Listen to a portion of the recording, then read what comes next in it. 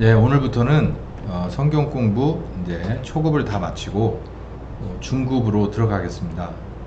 이 중급부터는 이제 한 주제가 나름 이제 좀 생각보다 분량이 좀 있고 우리가 정말 심각하게 고민하면서 풀어내 가야 될 그런 주제들이 꽤 있어요.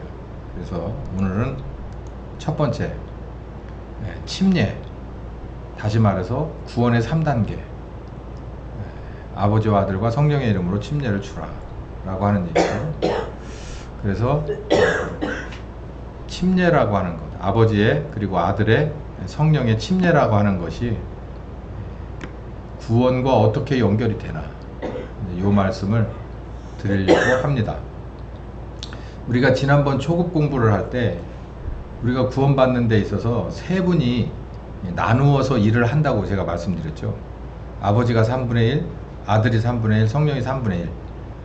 그래서 이렇게 당신이 하셔야 될 일들을 각자가 다 완수를 하는 그런 일을 한다. 그래서 아버지가 하는 일 따로, 아들이 하는 일 따로, 성령이 하는 일 따로가 다 따로 있다. 이런 말씀을 좀 드렸는데, 오늘은 이 말씀에 그 말씀을 그 기본 줄거리로 해서 조금 더 살을 붙여 보도록 하겠습니다. 그러니까 이 성경적인 근거가 있는 얘기냐 없는 얘기냐, 이게 굉장히 중요하거든요. 그래서 이제 그 말씀을 드리려고 하는 겁니다. 침례 구원의 3단계. 침례라는 언어의 뜻은 그렇습니다. 우리 침례 교단에서 주로 쓰거든요. 정확히 말하면 오순절 교단에서도 침례를 쓰는데 그 사람들은 침례라 부르지 않고 그냥 세례라고 부릅니다. 신앙 고백을 통해서 성도가 된 사람에게 행하는 세례의 한 형식이라고 얘기를 해요. 이게 옥스포드 사전이니까 그렇게 말하지만 우리 교단 입장에서는 그냥 하나죠. 침례입니다. 세례의 한 형식이 아니라 그냥 침례예요. 구원받은 신앙 고백을 통해서 성도가 된 사람들에게 행하는 예식입니다. 그러면 이제 끝나는 거죠.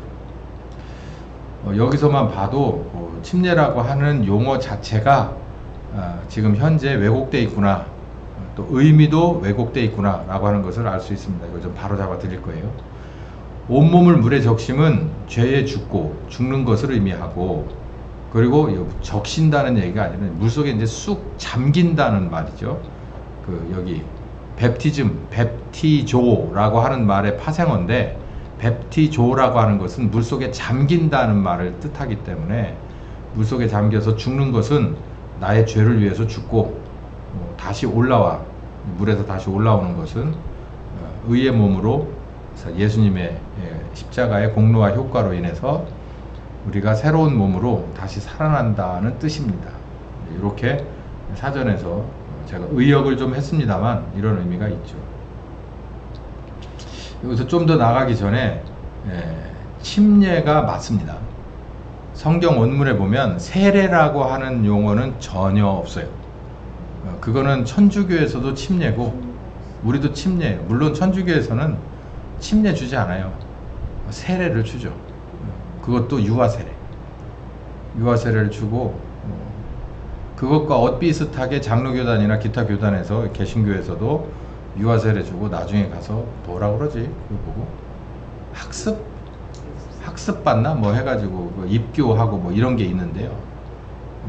침례교는 그게 아니라 애초에 성경의 원래 그냥 성경에 나와 있는 대로 자기가 죄를 고백하고 예수 그리스도로 받아들인 사람은 침례, 물속에 잠겨서 다시 일어나는 형식의 예식에 참여하는 것, 이게 바로 침례고, 그 의미는 여기 나오는 것처럼 죄의 몸이 죽고 의의 몸이 사는, 죽고 사는 문제를, 물속에 들어갔는 것은 죽는 거, 들어갔으니까 잠겼으니까 죽는 거고, 그리고 다시 살아나는 것은 예수로 말미암은 다시 살아난 사람, 새 사람을 의미하는 이런 의미에서 그렇습니다. 그러네요. 예. 근데 왜 세례라고 해가지고 세례를 주고 침례를 안 하고? 그러니까 틀려 먹은 거예요. 그러니까 왜 그래요? 정직하지 못해서 그래요. 이렇게 쉽게 하는 방법으로 막 다수를 그러니까 해가는 만든 것 거예요, 같아요. 그냥 만든 것 같아요. 그거는요, 심리도 맞아요. 이거 장로교 목사가 들으면 발끈할 텐데, 근데 사실은 사실이에요.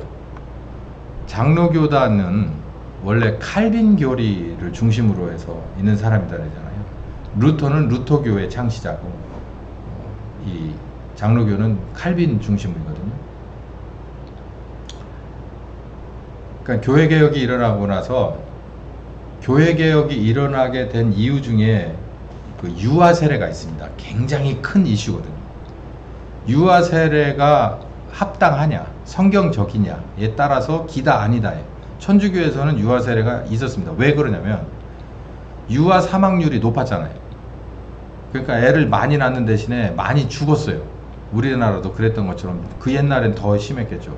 그랬을 때 부모 입장에서 봤을 때 내가 이렇게 애를 몇 낳는데 애를 먼저 보낸 애들이 뭐 예를 들어 6을 낳는데 3을 보냈다. 그러면 얘네들은 어디 가냐? 천국 가냐 지옥 가냐? 왜 그러냐면 워낙이 뭘 안 받으면 지옥 간다고 가르쳤으니까. 세례 안 받으면 지옥 간다고 가르치니까.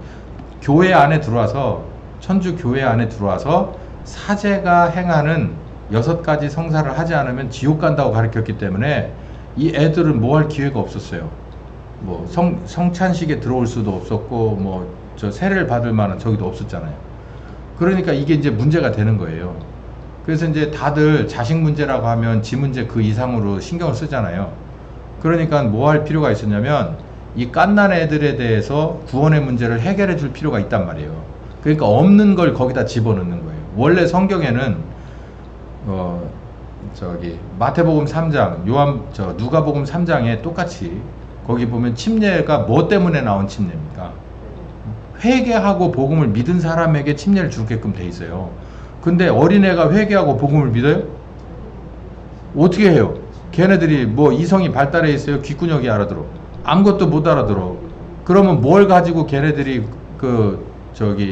유아 세례를 받아요? 가톨릭에서는 누가 옵니까? 부모뿐만 아니라 또 뭐가 와요? 대모가 와요. 그래서 뭐 쓰는 거예요? 보증 쓰는 거예요. 보증. 얘에 대해서 보증을 쓰는 거라고. 얘가 믿음이 있는가 뭐 이런 거 중요한 게 아니라 지네 부모하고 그리고 대모가 와가지고 얘를 보증 쓴다는 거예요. 그게 말이 돼요? 좋게 말하면 저기도 있어요. 장로교에도 그거 있어. 대모 제도 있어요. 그러니까 이제 제가 그 말씀 드리려고 하는 거예요. 천주교에서는 그 말도 안 되는 짓을 해가지고 애들의 구원을 확정시키려고 한 거예요. 그러면은 자꾸 누가 커지게 되겠습니까? 교회가 커지죠. 교황이 커져요. 그 유아세례 못 받고 죽으면은 얄짤없이 뭐가 되는 거야? 지옥 떨어지는 거가 되는 거죠. 그러니까 유아세례 받으려고 온갖 짓을 다 하겠지. 예? 거기에 이제 뭐 돈이 안 들어가겠어요? 그래서 유아세례를 받아요. 지금 캐톨릭 믿는 사람들은 반성 많이 해야 돼요. 그거 아니다라고 얘기한 게 교회를 개혁하고자 나온 사람들이에요. 유아세례 때문에 순교 진짜 많이 했습니다. 근데 그거는 유아세례는 구원하고 전혀 상관없는 사람이 만든 거고 성경에 근거도 없는 거예요. 이렇게 얘기를 딱 해버리니까 그걸로 인해 가지고서 이제 천주교회가 발끈 들고 일어나고 그리고 누구도 들고 일어났냐면 교회를 같이 개혁하자고 한 이 개신교 쪽에서도 유아 세례 문제를 천주교에서 말한 것과 유사한 의미로 받아들이기 시작합니다. 그게 장로교예요. 그게 루터교. 왜 그랬을까요? 오늘 얘기했죠. 교회를 개혁하게 한 건 누가 한 건데? 하나님이 한 건데 하나님 눈치를 안 보고 누구 눈치를 봤기 때문에. 네? 교인들 눈치를 봤기 때문에 그래요. 여전히 개신교회라 하더라도 성도들의 자녀들은 유아 사망률이 높아요. 그러면 이 어린애들은 어떻게 해야 되느냐라고 했을 때 성경적으로 말했어야 돼요. 그건 우리가 안다 모른다. 모르는 거예요. 모르는 게 네가 죽어도 모르는데 내가 죽어도 하나님 앞에 가봐야 하는 문제인데 근데 문제는 뭐라고 가르쳤어? 믿음으로라고 가르쳤잖아. 믿음으로 구원받는다고 아예 가르쳐버렸으니까 이게 이제 앞뒤가 안 맞는 거예요. 그럼 애들이 믿음이 어디 있어요? 애들이 믿음을 고백했어요? 그 어린애가? 말도 못 배운 애가? 말을 배웠다 하더라도 우리도 지금 애들 유건 이런 애들 키우지만 걔네들이 지금 복음을 듣고서 진짜 마음으로 정말 눈물 뚝뚝 흘리면서 내가 예수님을 내 그리스도로 받아들이겠습니다라고 하려면 도대체 몇 년을 더 키워야 될지 어떻게 알아? 근데 그 꼬맹이들이 어떻게 하다가 그냥 죽었어. 그러면 그게 구원받았어 못 배워서 우리가를 얘기한다는 게 정말 이 좀 문제가 복잡한 문제라고요. 그런데 거기서 뭘 해야 되기 때문에 교인들의 마음을 잡아야 되기 때문에 그 유아 세례를 인정해 준 거예요. 근데 누구는 인정하지 않아. 그 인정하지 않은 사람들을 전부 뭘로 몰아붙였어요? 급진 종교 개혁자라 그래서 싹 다 잡아 죽였습니다. 누가? 캐톨릭에서? 아니요. 장로교회들이 그렇게 잡아 죽였어요. 엄청 잡아 죽였어요. 저 스위스를 중심으로 해서 엄청 다 잡아 죽였어요. 교회사를 보면 진짜 그 흑역사가 거기 많이 나와요. 그러니까 개신교가 개신교를 잡아 죽였어요. 장로교가 니네는 물을 좋아하니까 물에서 죽어라 그래가지고 자식들 보는 앞에서 부모를 결박해서 그 깊은 연못에 처박아서 죽이거나 부모들 보는 앞에서 자식들을 죽이거나 그 짓을 엄청 만행을 엄청나게 저질렀어요. 그러고도 지금도 정신을 못 차려서 침례를 침례라 부르지 않습니다. 제가 장로교 목사하고 한번 얘기를 해봤는데 뭐 그게 다 객관적인 거는 아니겠지요. 근데 장로교 목사도 침례를 인정을 해요. 원어에도 그게 나와 있어. 그걸 어떻게 부인해?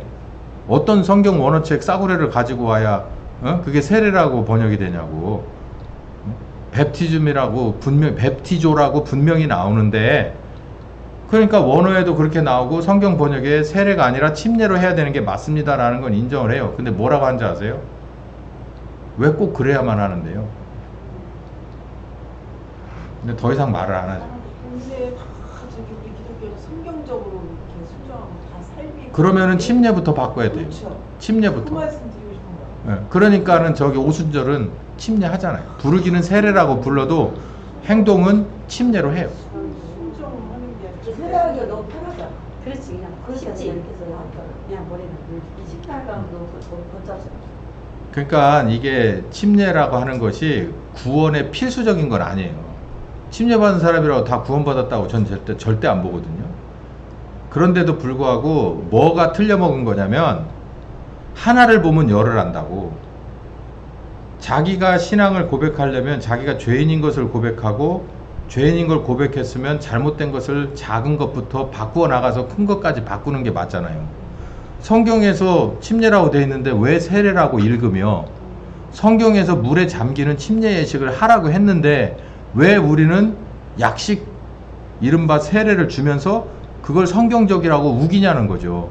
그걸 또 바꿀 용기가 없다면 그건 회개한 사람 맞냐? 나는 이렇게 보는 거예요. 그러니까 말을 안 해. 그런 사람들하고 입을 안 섞고.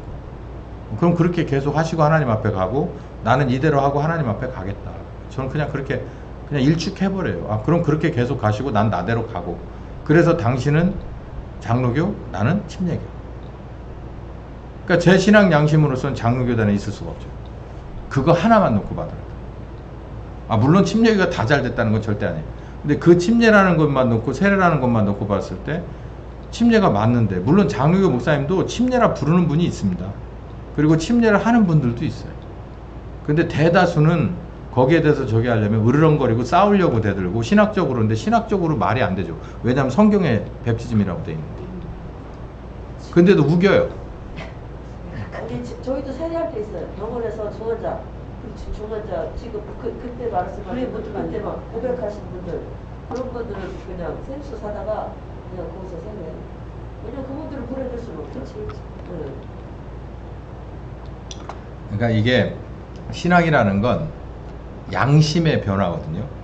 양심의 변화는 회개예요. 그러면 행동으로 옮겨야 되잖아요. 그러면 나 아닌 다른 사람이 다 잘못 가고 있어도 내가 그걸 잘못 가는 줄 알았으면 나라도 어떻게 해야 돼요? 잘 가야죠. 남들이 저렇게 가니까 나는 이게 잘못 가는 줄 알지만 나도 같이 간다면 내가 불신하는 거예요. 예수님을 2번 못 박아 죽이는 거라고. 모르면서 가면 한 대 맞아요. 근데 알면서도 그 길을 계속 가잖아요. 그러면 용서받을 수 없다고 성경에 되어 있어요. 용서받을 수 없다고 그랬어요. 근데 무슨 그 안식일이 나는 날짜가 원래는 토요일이에요. 예. 그러면 안식일을 거기서 지라고 하는데 왜 토요일을 안 지키냐 하면서 따지는 그런. 근데 안식교 다니는 사람들은 그렇게 얘기할 수 있는데 안식일뿐만 아니라. 그러면 저는 이렇게 말씀드리고 싶은 게 그럼 우리가 지금 소위 말해 일요일 주일이라고 하는 것은 그게 맞습니까? 그게 저 유래가 어떻게 돼요? 성경에 주일을 지켜 거룩하게 하라는 데가 있어요? 좀 없어요. 그러니까 안식일을 지키라고 이렇게 써 있잖아요. 그러면 주일의 유래는 뭐예요? 안식일의 유래는 계명이고 주일의 유래는 우리가 지금 주일을 지키는 것은 뭐 토요일 날까지 일하는 거 오케이? 주일 날은 예배를 드리자. 그래서 아침부터 저녁 때까지 예배를 드리는 걸로 시간을 보내자. 뭐 그렇게 해서 우리가 이제 지키고 있는데 그러면 주일의 유래는 뭐예요? 그러니까 그거는 이제 주일날 그거는 천주교에서 그렇게 했기 때문에 이렇게 왔다 이렇게 얘기를 하거든요. 예수님이 부활하신 날이 일요일 날이라. 지금 출애굽하고 저기 구원의 날을 신명기에 나온 게 십계명의 그 날이라고 음. 이렇게 보시면 돼요. 예수님이 십자가에 죽으신 날이 언제라고 그래요? 금요일. 금요일이죠. 그래서 그래서 성금요일 이렇게 말하잖아요. 네. 그러면 부활하신 날은 언제일까요? 주일날 주일. 새벽에. 네. 그래서 새벽에. 그래서 예전에 원로 목사님들은 금요 기도회를 뭐라고 그랬냐면 우리 주님 고난 받으신 이 밤에 기도회로 모였습니다. 이렇게 하고 그리고 주일날은 우리 주님 부활하신 기쁜 날 우리가 예배로 모였습니다. 감사합니다. 이렇게 기도하셨거든요. 이제 그 말씀으로 보시면 그렇게 보면 되는데 저는 더 좀 이렇게 확 조여서 뭐라고 말하고 싶으냐면 구약의 성도는 안식일을 지켜야만 했어요. 하나님의 명령입니다. 네, 네. 근데 우리는 신약의 성도잖아요.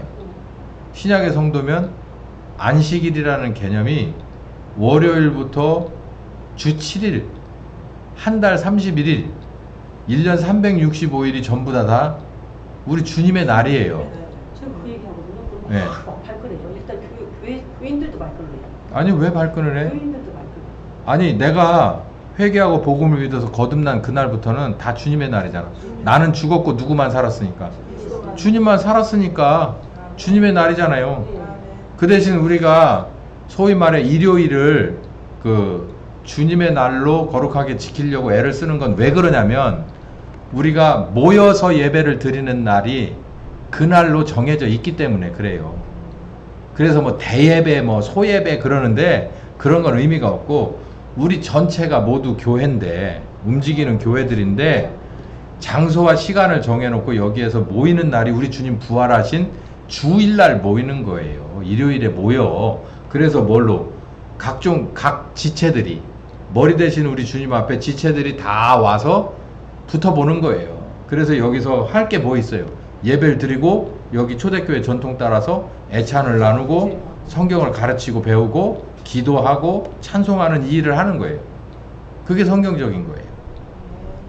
그렇게 보시면 됩니다. 구약의 성도는 계속 안식일을 지키시고 나는 신약의 성도니까 계속 주님의 날을 지키겠다. 그렇게 얘기하시면 돼요. 그럼 왜 일요일이 뭐냐? 그러면 그거는 다 떨어져 있던 지체들이 하루 날 잡아서 모이는 날이다. 만약에 이게 우리가 이거 일요일은 도무지 안 되겠다 싶으면 우리는 월요일 날도 모일 수 있어. 아무 의미 없어. 그거 굉장히 신축성 있는 거예요.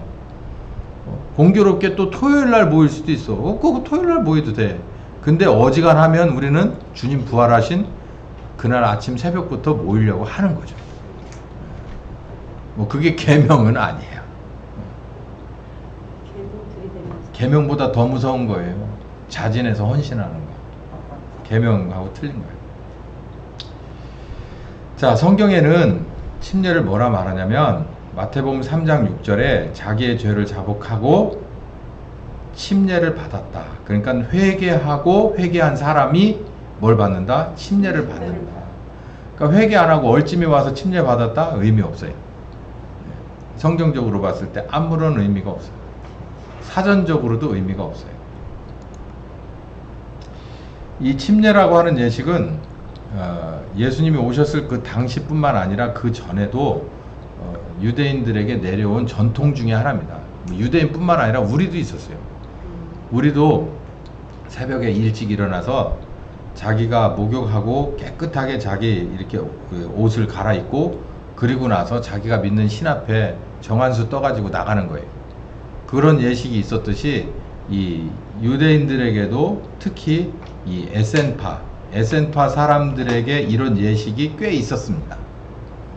그래서 이 사람들은 모여서 중세 수도원, 에센파의 전통은 중세 수도원으로 이렇게 연결이 되는데, 그 사람들처럼 모여서 노동하고, 집단 농장 노동하고, 그리고 몸을 씻고 금욕주의적인 생활을 하면서 모여서 주로 성경을 필사하고, 여기 보니까 성경을 필사하고 하는 이런 단순한 삶을 수도원처럼 살았어요.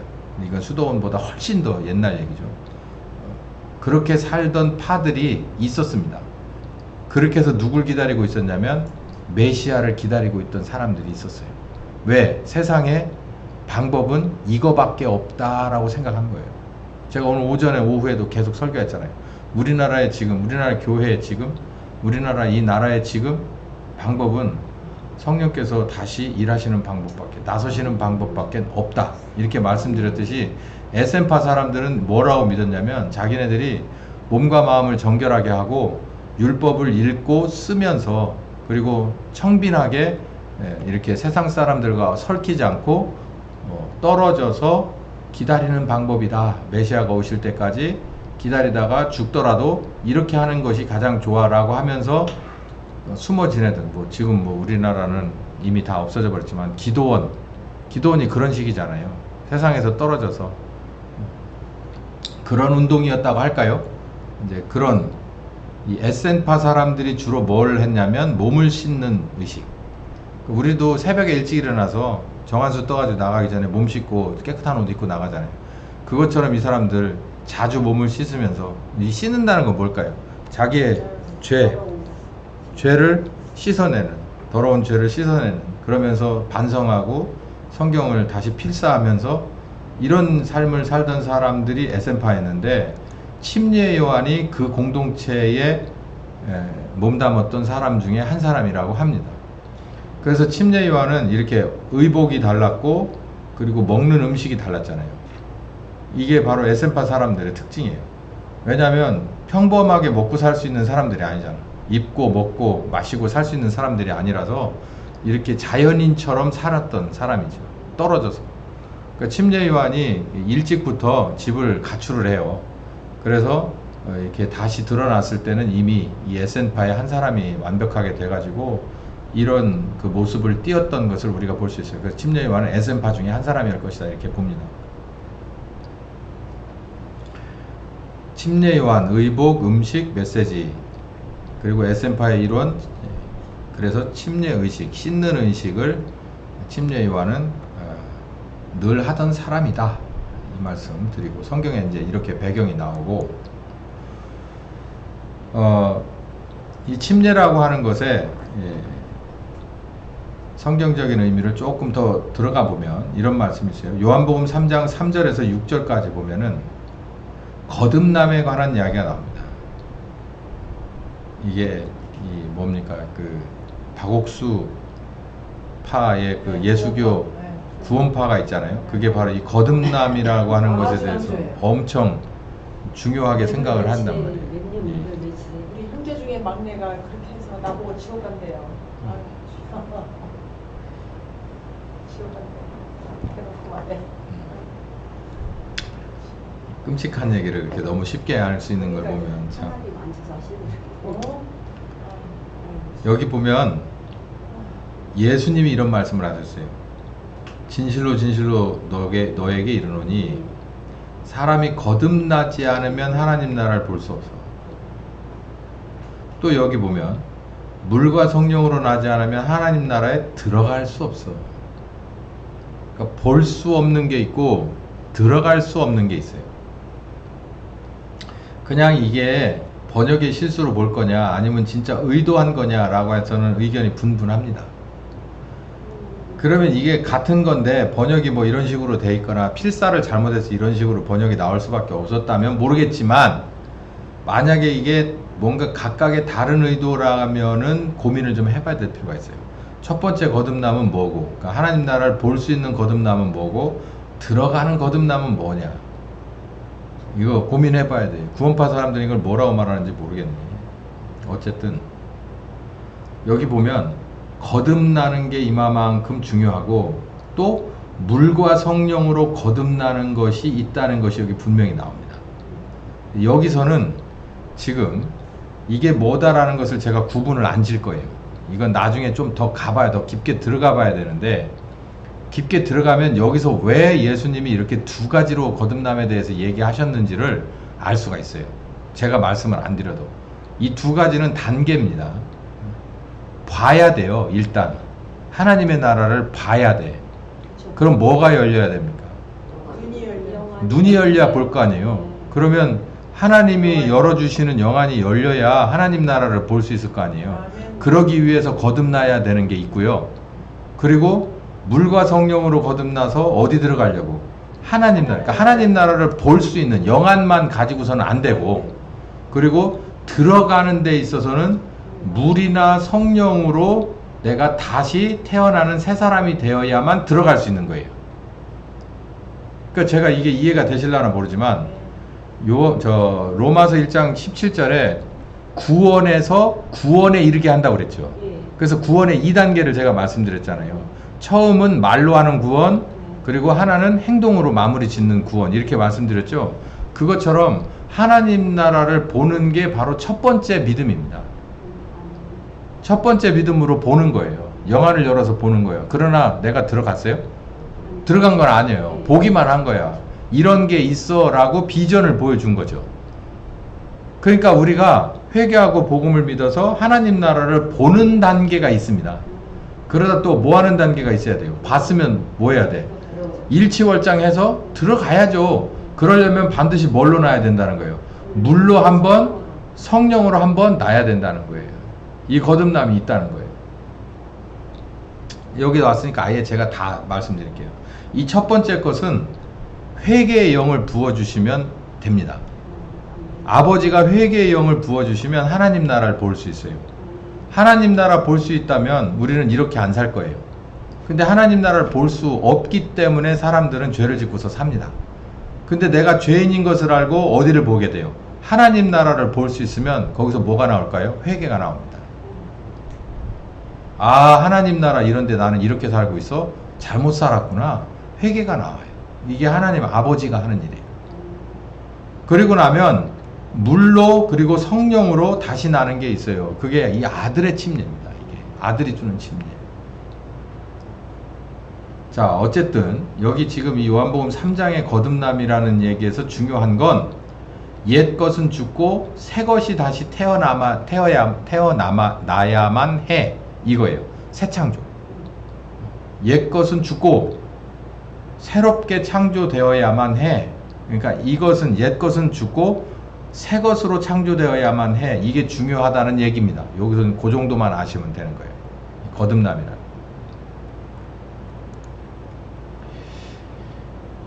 로마서 6장 4절에서 7절까지 보면 이런 말씀이 있죠. 아까 여기서 이제 우리가 기억해야 할 건 거듭남이라는 것은 옛 것이 없어지고 새로운 것이 창조되는 것입니다. 새 창조되는 것입니다. 라고 했을 때 우리가 물로 아무리 씻어봐야 새 사람이 될까요?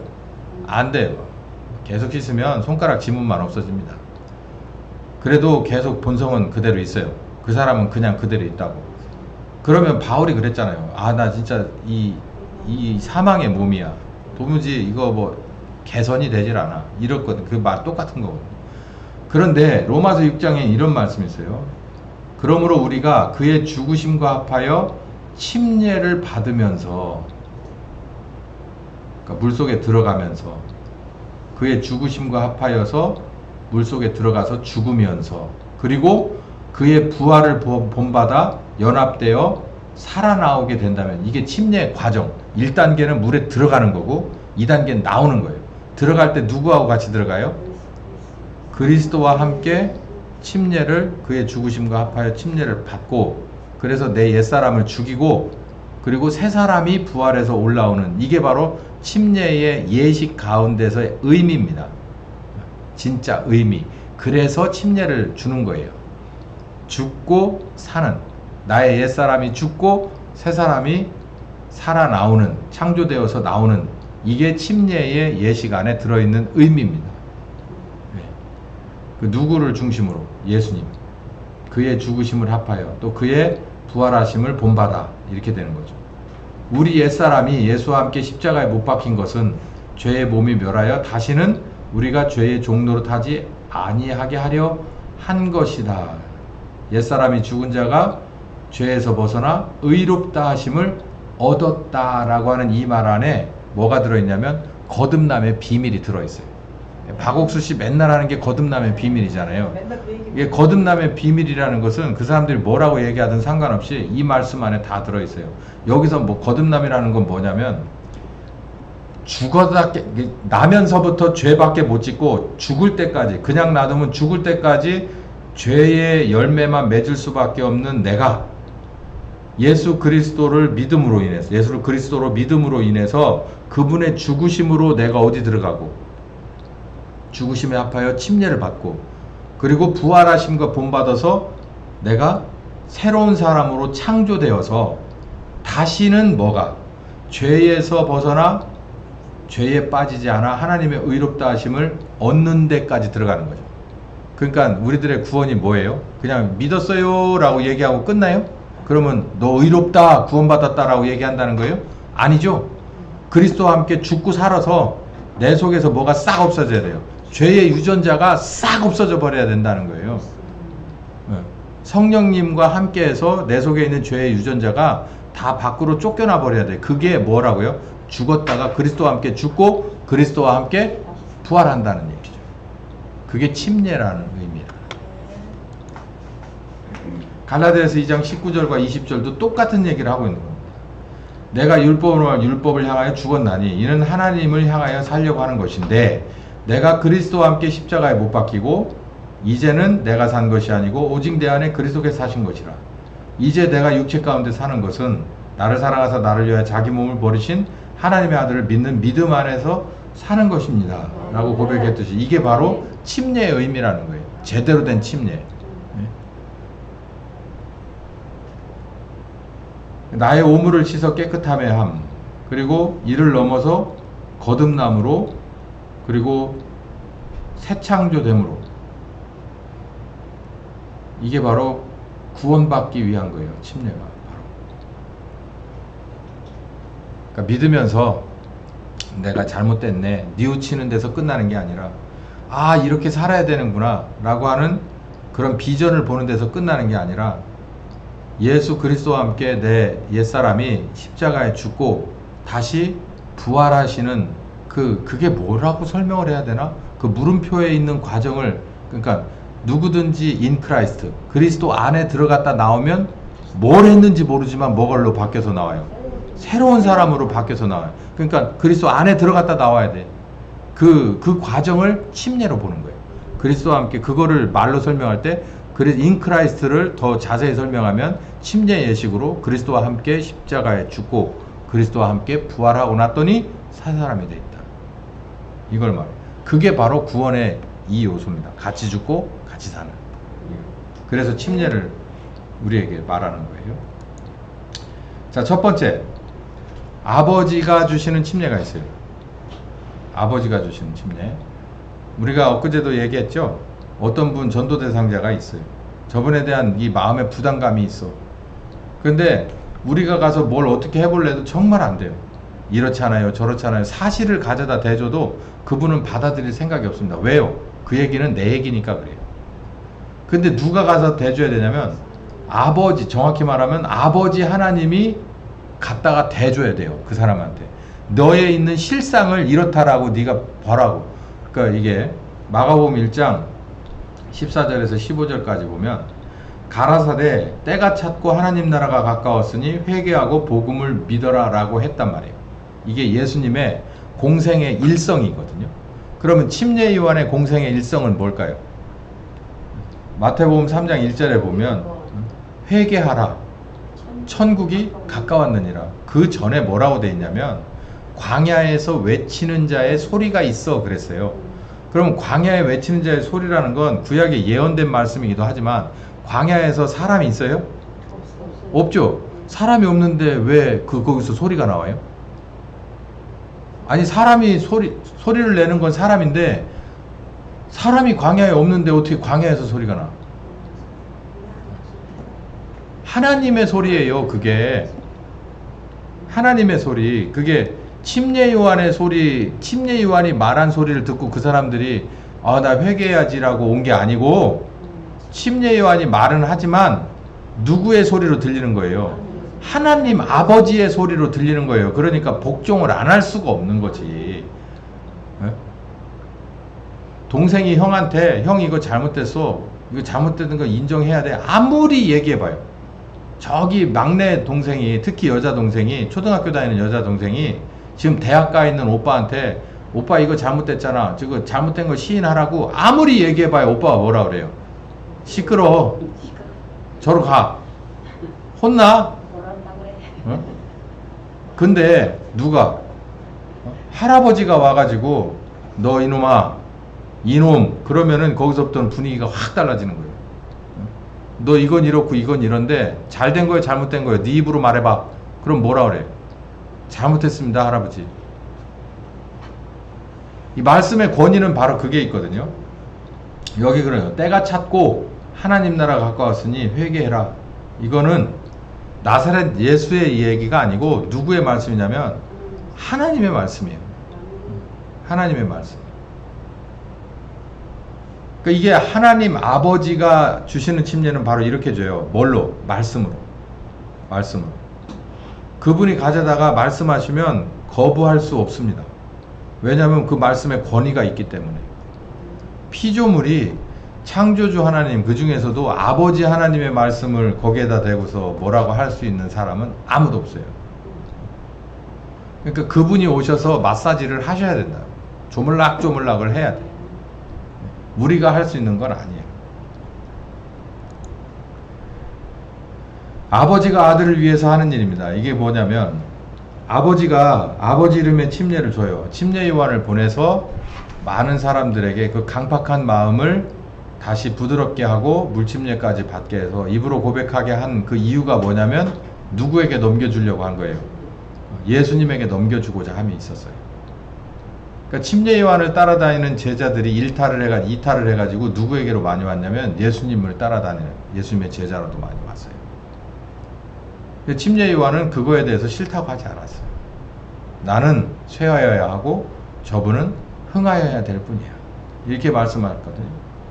이게 아버지가 아들을 위해서 하는 거예요. 그러니까 아버지가 죄인을 구원하기 위해서 하셔야 될 30%는 아들에게 넘겨줄 수 있을 만한 사람으로 유들유들하게 만들어 놓는 거예요. 애벌빨래라고 저는 표현을 하거든요. 너무 더러우니까 누구에게 보내줄 수 없어요. 본빨래에 집어넣을 수가 없어. 그러니까 애벌을 돌려야 돼. 애벌을. 거친 밭을 갈 때는 경운기 로타리를 가져다가도 두 단계가 있더라고요. 하나는 거칠게 갈기, 하나는 곱게 갈기가 있어요. 그러면 뭘 갈아야 될까요? 욕심 난다고 막 30년 묵은 밭을 곱게 갈기라고 해서 기아를 넣으면은 망가져요. 땅도 제대로 안 되고 기계도 망가집니다. 그래서 뭐요?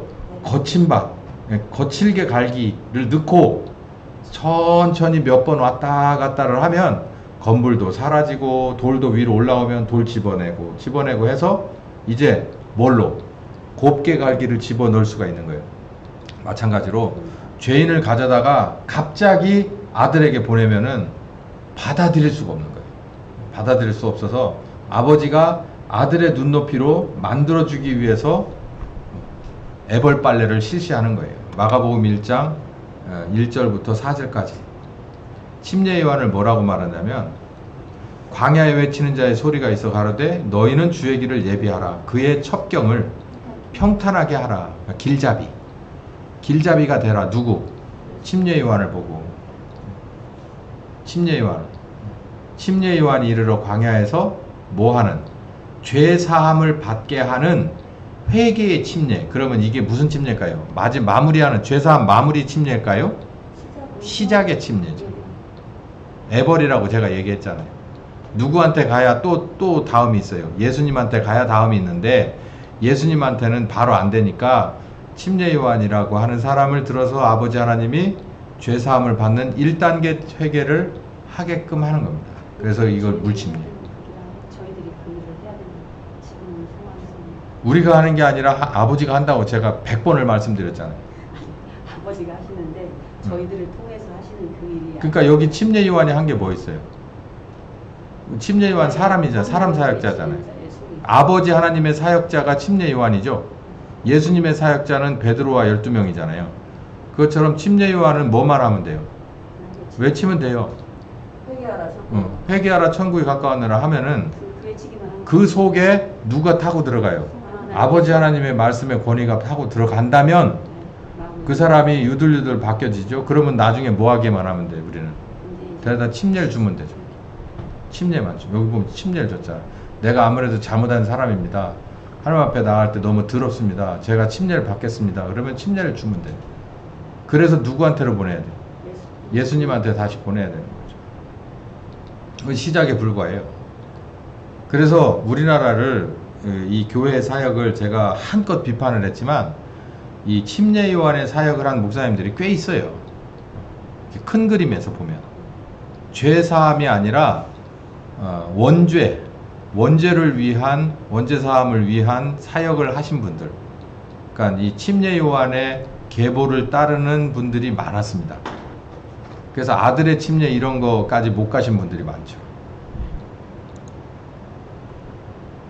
뿐만 아니라 아들에게 이끌어 줍니다. 요한복음 6장 44절 45절에 예수님이 뭐라고 말하냐면 나를 보내신 아버지께서 이끌지 않으면 아무라도 내게 올 수가 없다. 오는 그를 내가 마지막 날에 살릴 것이다. 45절에 아버지께 듣고 배운 사람마다 누구에게로 오느니라? 내게로 오느니라. 여기 보세요. 분명히 이 말씀을 했죠. 아버지가 애벌빨래 해서 보내준다. 예수님 입장에서는 두 가지예요. 아버지가 작업을 맞춰놓은 사람이다. 그리고 아버지가 작업을 맞춰서 나한테 보냈다는 것은 그만큼 중요한 사람이에요. 잊어버릴 수 없다는 거죠. 책임감. 여기 요한복음 6장 언저리를 쭉 읽어보세요. 마지막 날에 한 사람도 잃어버리지 않고 반드시 내가 다시 살릴 것이다. 선한 목자는 양을 위해서 한 사람도 하나의 양도 놓치지 않는다는 거예요. 그게 예수님의 책임감이에요. 왜요? 아버지가 맡겼기 때문에. 아버지가 맡겼기 때문에. 그러니까 침례 요한은 좀 거친 사역자입니다. 표현을 하자면 굉장히 거친 사역자인데 이 예수님의 사역자는 책임감이에요. 책임감.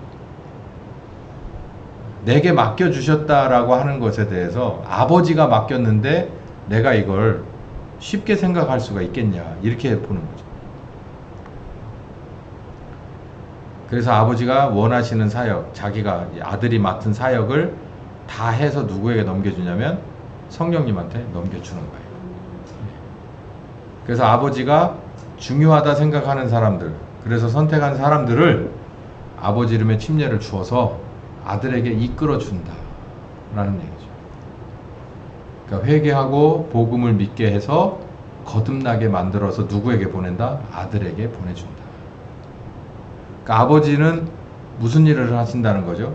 결국 거듭나게 만들어서 아들에게 보낸다. 영이 거듭난 사람으로 만들어서 아들에게 보낸다. 그렇게 따지면 우리나라에 1903년에서부터 7년 그 이상으로 계속해서 이루어졌던 성령 회개 운동은 누구의 일일까요? 아버지의 일이죠. 아버지가 하신 사역이에요. 회개 사역, 거듭남의 사역. 그럼 이건 이제 누구한테 보내집니까? 거듭난 사람은 예수님에게 보내줘요. 아들 하나님에게. 그럼 아들 하나님이 이제 받아서 무슨 일을 하실까? 이제 우리가 그걸 알아야 이 대한민국의 교회가 어디서 문제가 있는지를 알 수 있는 거예요. 그러니까 아버지가 하실 일은 완벽하게 됐어요, 안 됐어요? 됐죠. 아버지의 부분은 완벽하게 됐지만 그 다음부터 문제가 좀 있습니다. 하나만 더 하고서 이제 끝낼게요. 여기 아버지 하나님의 침례는 회개와 그 거듭남이거든요. 근데 이 아버지 하나님이 주시는 은혜의 핵심인 이 회개는 오직 누구의 권한이냐면 하나님의 권한이에요. 내가 조금 분위기가 좀 그렇다고 해서 경배와 찬양 뭐 이런 거 하고 막 조명빨이니 뭐니 막 멜로디빨이니 뭐니 해가지고 마음이 좀 저기 하다 그래서 속에서 막 회개하고 엉엉 울잖아요. 그것과 하나님 아버지가 주시는 회개의 영과는 달라요.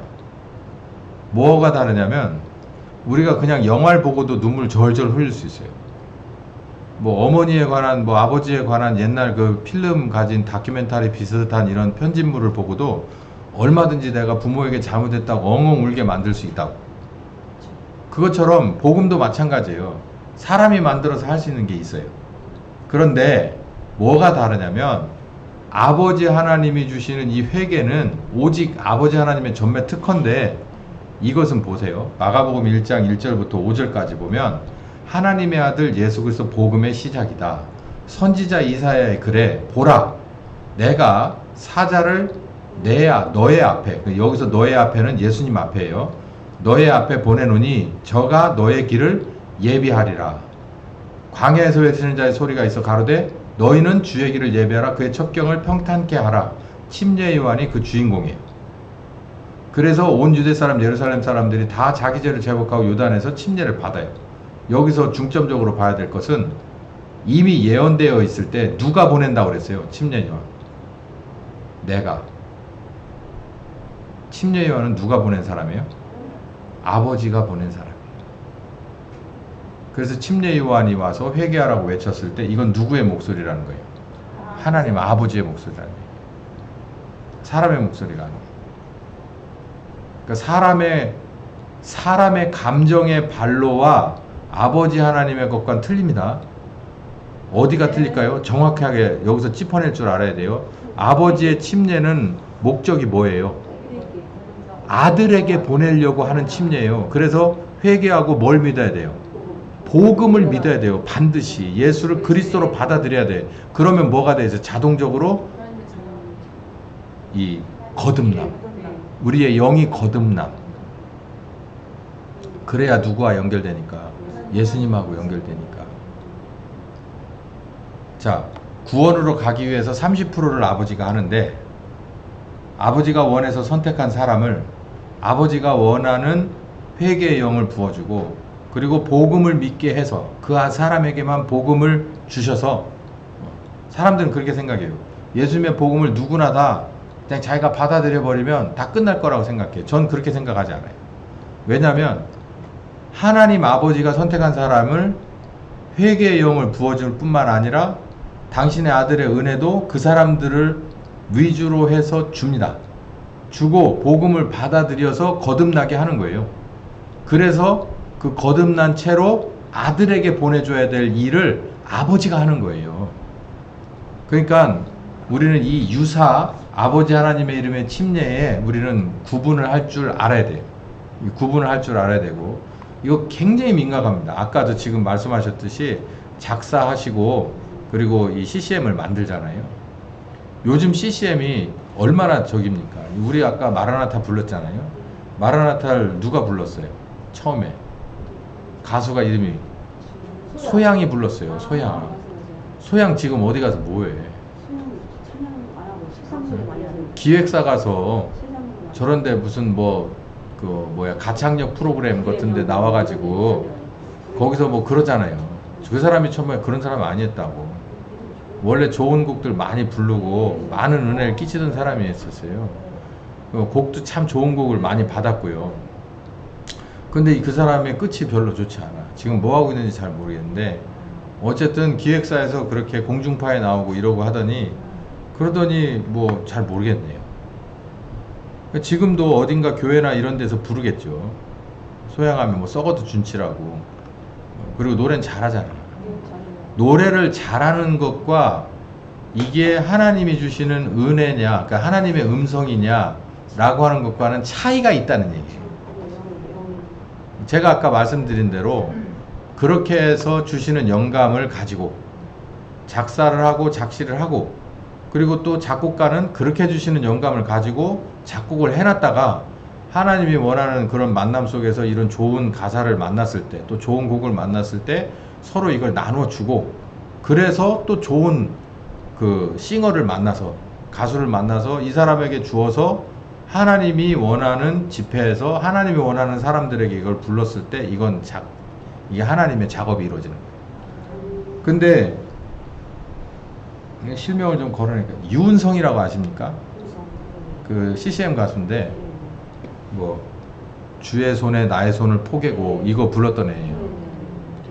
한참 된 곡인데 한참 띄우려고 무진 애를 썼던 애예요. 걔가. 그래서 의도적으로 좋은 곡도 많이 받고 부르기도 했어요. 근데 제가 어디서 그걸 보고 깜짝 놀랐냐면 CCM 저작권 얘기를 하더라고요. 그러니까 예를 들어서 악보 그리고 이 다운로드 받으면서 돈 내고 하는 이 저작권 그러니까 이 돈하고 연결된 거야. 그러니까 악보를 다운로드 받아도 돈을 내야 되고 그리고 뭐 MP3 파일을 다운로드 받아도 돈을 내야 되는데 그래서 제가 그때 저 우체국에 택배를 다닐 때인데 저녁에 이제 이렇게 그걸 포즈 들으면서 걔가 나와서 인터뷰를 하면서 교인들이 그렇게 정직하지 못하면 안 된다. 불법 다운로드 받으면 안 돼. 뭐 이런 소리를 하더라고요. 그래서 제가 그런 얘기를 했습니다. 그 영감을 그러니까 저는 이제 스탠다드를 아니까 네가 그 곡을 손에 얻기까지 그 영감을 제공한 분이 누구냐, 작사하게끔 하신 분이 누구냐, 작곡하게 하신 분이 누구냐, 그리고 네가 노래를 부른 것 뿐인데 도대체 거기서 원가를 어떻게 따지려고 그러냐. 응? 도대체 그걸 얼마라고 해야 되냐. 100만 원에 할래? 200만 원에 할래? 1000만 원에 할래? 2000만 원에 할래? 넌 그 곡 한 번을 부르면서 100만 원을 받고 싶어? 200만 원을 받고 싶어? 정확하게 얘기를 해. 근데 정직하게 따지면 그 영감은 값없이 주신 거잖아요. 아니, 돈 달라고 해요? 예?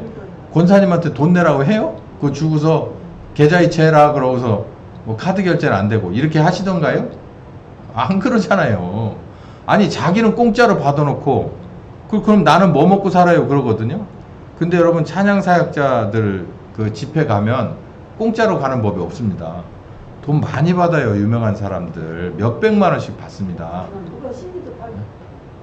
예? 그리고 또 CD 팔고 가서. 그러니까 저는 돈이 필요한 게 사람인 것은 잘 알아요. 그런데 어느 정도 일정 부분 양심이 있어야 된다고 생각해요. 그분이 내게 주신 이 곡인데 나는 여러분들한테 나눠주는 것만으로도 영광입니다. 저는 가는 데마다 소정의 사례비를 받아서 교통비도 받고 그리고 제가 생활비로 보탤 수 있는 돈을 충분히 받습니다. 가사와 악보 그리고 이 mp3 파일은 그냥 무제한 공짜입니다. 그 뒤로 은성이 뒤로 무제한 공짜라고 하는 사역자들이 나왔어요. 제법 나왔어. 그래서 그냥 다 풀어버려요. 그런 애들이 좀 나왔어요. 제가 그때 너무 그 말을 듣고 정말 얼굴이 화끈거려가지고 아 세상에 이런 놈이 있을 수도 있구나. 하나님한테 공짜로 받아서 사람한테 돈 주고 팔으려고 하는 이런 대먹지 못한 인간이 있구나. 그러면서 저작권 운운을 하고 저작권은 세상의 저작거리 얘기고요. 우리는 그게 아니에요. 주신 영감은 공짜기 때문에 공짜로 돌려는 건 맞아요. 그래서 하나님의 뜻을 이루면은 나한테 오는 게 없겠습니까? 아? 하나님이 큰 복을 주시지. 예? 그러니까 이게 이거예요. 바로 회개는 곧 하나님의 권한인 것을 우리가 인정할 줄 알아야 됩니다. 하나님의 절대적인 권한이에요.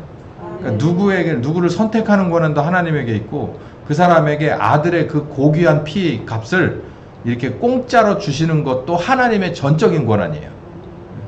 그래서 우리가 이 점을 잘 구분할 줄 알아야 한다. 그래서 아버지가 아들을 위해서 이렇게까지 일을 하셨다. 물론 아들도 아버지를 위해서 십자가에 순종을 하셨지만 이렇게까지 일을 해서 이 아까운 아들의 피를 정말로 당신이 이 아까운 아들의 피를 줄 수밖에 없었던 아들보다 더 사랑하는 그 한 사람 한 사람들에게 누가 주신다? 아버지가 직접 준다는 거예요. 아버지. 그게 아버지 하나님의 이름의 침례입니다. 그래서 그게 어디로 간다고요? 아들에게 보내지면 이제 아들은 또 이어받아서 그 소중한 아버지가 주신 한 사람의 하나님의 자녀 후보를 또 하나님의 자녀로서 당신의 하실 부분을 새롭게 다시 만드시는 작업을 하죠. 그 얘기는 이제 다음 주에 하도록 하겠습니다. 질문 있으시면 하십시오. 혹시 중국이 틀리네요. 예, 중급은 좀 틀리죠. 틀려 깊게 들어가고. 예. 예, 이제 이 중급 첫 시간인데 권사님한테는 맞는데 저한테는 좀 네. 아니, 어려웠습니다. 아니, 그렇게 겸손하시면 제 안 돼요. 아입니다. 중급 첫 시간인데요. 이제 이 중급은 조금 오래 걸릴 거예요. 한참 이제 주제에 따라서 이게 벌써 아버지와 아들과 성령 이름의 침례지 벌써 테마가 세 개인데 이제 하나 하는데도 이렇게 굉장히 뻐겁잖아요. 너무 아주 유익합니다. 예. 감사합니다. 그래서 권사님 참 빌려 이제 좀 더 나가게 되면은 이제 여러 주제들이 많이 나와요. 그 아브라함의 믿음의 정체에 대해서도 나오고 이제 쭉 나오게 될 건데 요게 가서 나중에 이제 고급으로 올라가면 이제 진짜 바야흐로 정말 이게 한없이 열리게 되겠죠. 기도하면서 다 이제 물어보실 거 없죠? 예, 기도하고 마칩시다. 하나님 감사합니다. 이 귀한 중급 시간 첫 번째 시간으로 아버지와 아들과 성령의 침례를 공부하고 있습니다. 귀한 말씀 더 깊게 깨달을 수 있도록 성령께서 찾아가 주셔서 더 많이 가르쳐 주시옵소서. 예수님의 이름으로 기도했습니다. 네, 네, 감사합니다.